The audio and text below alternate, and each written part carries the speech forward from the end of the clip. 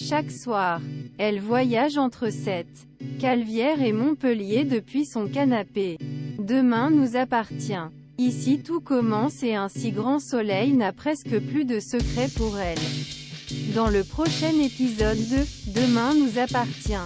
Alors que la police arrête un suspect, Renaud est jaloux de Sébastien. De leur côté, Soisic et Aaron se rapprochent. Lundi 20 mars dans Demain nous appartient. La police arrête un suspect au petit matin. Amel se réveille d'un cauchemar en hurlant. Lisa se précipite alors à son chevet puis tente de la rassurer. Au bord des larmes, l'adolescente est encore sous le choc de toutes ces révélations. Lorsque Lisa lui présente ses excuses pour ne pas lui avoir dit la vérité plus tôt, Amel répond a fait ce pu pour la protéger et indique aurait fait de même à sa place. Trop jeune lorsqu'elle a perdu ses parents, Amel se souvient à peine d'eux. Si jusqu'à présent elle n'avait que quelques petits souvenirs, aujourd'hui elle n'a en tête que des haies de meurtre dès qu'elle y pense. Selon Lisa, c'est normal et elle pensera différemment à leurs parents avec le temps.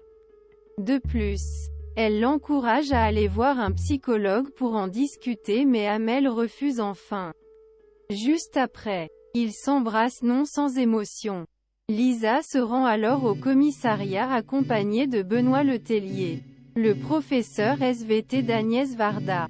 Une fois qu'elle l'a présenté à Sarah et Martin, la policière précise que Benoît est le fils unique des premières victimes du monstre d'Argenteuil. C'est ainsi qu'ils se sont rencontrés. Comme Lisa, Benoît est convaincu que Geoffrey Allard est le tueur en série. Il faut dire que ce dernier était le jardinier de ses parents et qu'il lui demandait souvent s'il s'occupait bien de lui, bien que Benoît ait 17 ans à l'époque.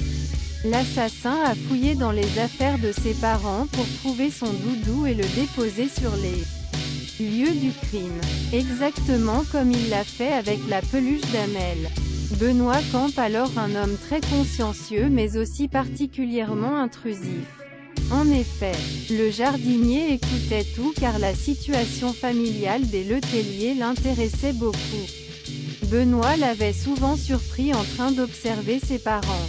Cependant, Martin a compris le petit jeu de Lisa et lui fait comprendre que le témoignage de Benoît ne suffira pas à prouver la culpabilité d'Allard.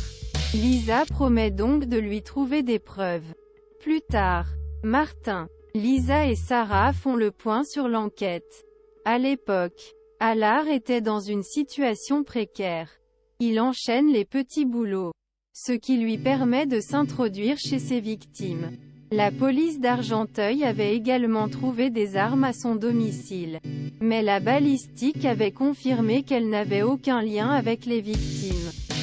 Peu de temps après, leur discussion est interrompue par Georges, qui a réussi à localiser Allard à Montpellier grâce à sa carte vitale. Selon ses recherches, le suspect travaille dans un abattoir depuis 2 mois. Dans la mesure où il commence à faire beaucoup d'éléments contre lui, Lisa et Nordine se rendent chez lui pour l'interroger. En le voyant, Lisa s'emporte et n'hésite pas à le harceler.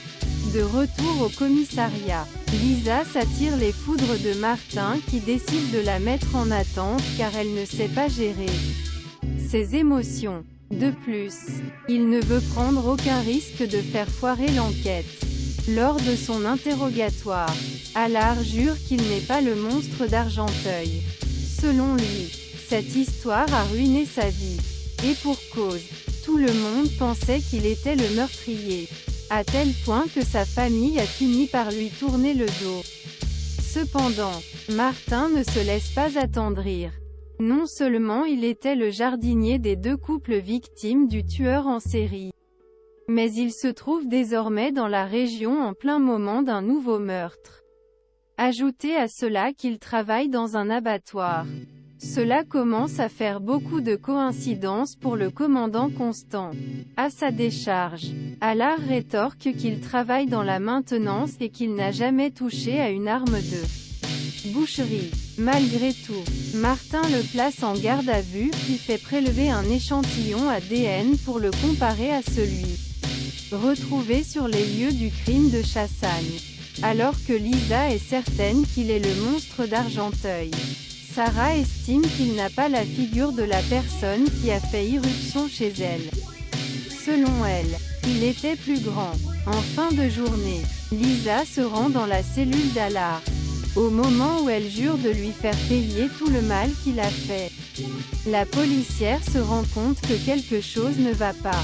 En effet, Allard est inconscient et ne respire plus, ne sentant plus son pouls. La jeune femme pratique un massage cardiaque. Demain nous appartient, sortie 17 juillet 201 730 minutes. Série Demain nous appartient avec Ingrid Chauvin, Alexandre Brasseur, Samy Garbi. Presse 3.2 spectateurs 2.1 Renaud est jaloux de Sébastien il y a 2 ans. Les petits-enfants de Marianne lui ont offert une boîte. Ayant le choix entre plusieurs activités, le docteur Delcourt décide de faire de l'acrobranche. Renaud, Chloé, Anna, Judith et Barre ne pouvant se libérer, Marianne invite Sébastien. Sur place, ce dernier ne peut s'empêcher de la complimenter en disant que les femmes comme elles sont rares. Avec Marianne, il sent que rien n'est impossible. Des propos qui ne sont pas pour déplaire au docteur Delcourt. Par la suite, bien qu'elle ait réussi à franchir la première passerelle, Marianne a eu le vertige et a voulu redescendre au plus vite. De retour sur la terre ferme, Sébastien lui propose d'aller boire un verre au Spoon pour se remettre de ses émotions. Renaud, qui ne peut joindre sa femme, se rend au bar et la découvre avec Sébastien. Si le docteur Dumas peine à cacher sa jalousie, il est aussi persuadé que le procureur fait les yeux doux à Marianne. Swazik et Aaron se rapprochent. Victoire a mis son 31 aujourd'hui. En effet, le docteur Lazzari compte bien séduire le nouveau chirurgien de l'hôpital Saint-Clair. Mais la concurrence s'annonce rude avec Swazik. Malgré tout, Victoire invite Aaron à l'accompagner à un concert de jazz en fin de journée. Ce dernier accepte puis lui donne son numéro de téléphone afin qu'elle puisse lui transmettre l'adresse. Finalement, Aaron a été retenu par une opération. Très tard, il finit par envoyer un message à Victoire pour annuler leur soirée puis décide d'aller boire un verre avec Swazik au bar d'à côté. L'établissement étant fermé, le médecin lui propose d'aller boire une bière dans son mobil-home. Au cours de leur conversation, Aaron confie qu'il est très attaché à sa liberté et que sa mauvaise humeur lui a causé beaucoup de problèmes avec ses collègues. Ça tombe bien puisque Swazik aime les gens droits et francs. À son visiblement attirés l'un par l'autre, Swazik décide malgré tout de rentrer chez lui.